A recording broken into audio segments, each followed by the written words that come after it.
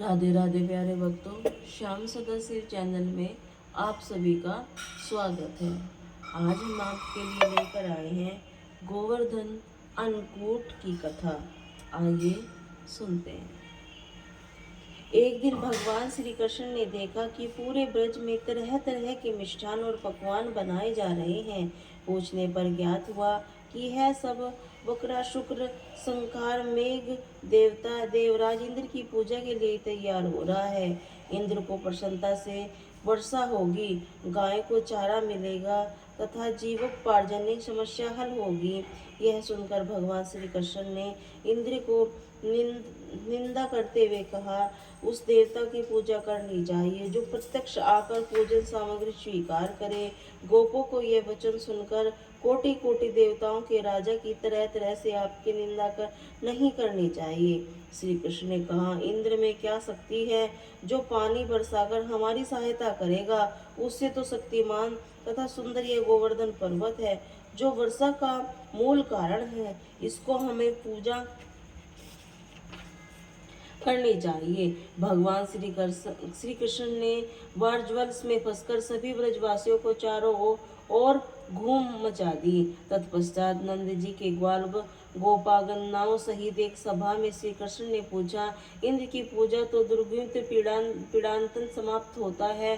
चौमासे में सुंदर दिन आएंगे, मगर गोवर्धन पूजा से क्या लाभ होगा। उत्तर में श्री कृष्ण ने गोवर्धन की भूरी भूरी प्रशंसा की तथा उसे गोपियों को आजीविका एकमात्र सहारा सिद्ध किया। भगवान की बात सुनकर समस्त ब्रजमंडल बहुत प्रभावित हुआ।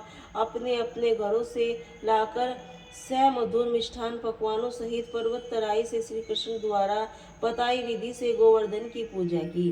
भगवत की कृपा से ब्रजवासियों द्वारा अप्रतित समस्त पूजन सामग्री को गिरिराज ने स्वीकार करते हुए खूब आशीर्वाद दिया। सभी जन अपना पूजन सफल समझकर प्रसन्न हो रहे थे। तभी नारद इंद्र महोत्सव देखने की इच्छा से ब्रज आ गए। पूछने पर ब्रजवासियों ने बताया, श्री कृष्ण की आज्ञा से इस वर्षा इंद्र महोत्सव समाप्त कर दिया गया है।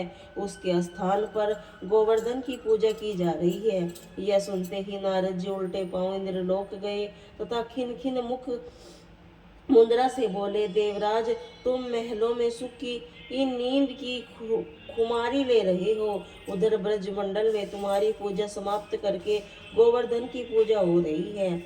इससे इंद्र को अपनी मानहानि समझकर मेघों के राजा दी वे गोकुल में जाकर प्रलयकारी मूसलाधार वर्षा से पूरा गांव तहस नहस कर दे।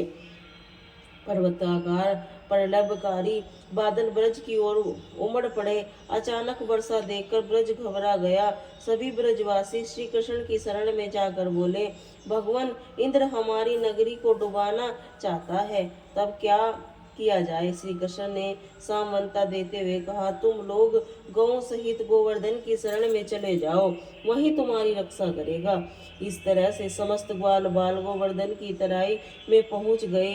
श्री कृष्ण ने गोवर्धन की कनिष्ठ उंगली पर उठा लिया और 7 दिन तक गोपियों की छाया में सुखपूर्वक रहे। भगवान श्री कृष्ण की कृपा से उनको पानी का एक छींटा भी नहीं लगा। इससे इंद्र को बहुत आश्चर्य हुआ। तब भगवान की महिमा को समझकर अपना गर्व जानकर वह स्वयं ब्रज में गया और भगवान श्री कृष्ण के चरणों में गिरकर अपनी मूर्खता पर बहुत पश्चाताप किया। 7वें दिन भगवान ने गोवर्धन को नीचे रखकर इसी भांति प्रतिवर्ष गोवर्धन की पूजा करके अन्नकूट उत्सव मनाने की आज्ञा दी।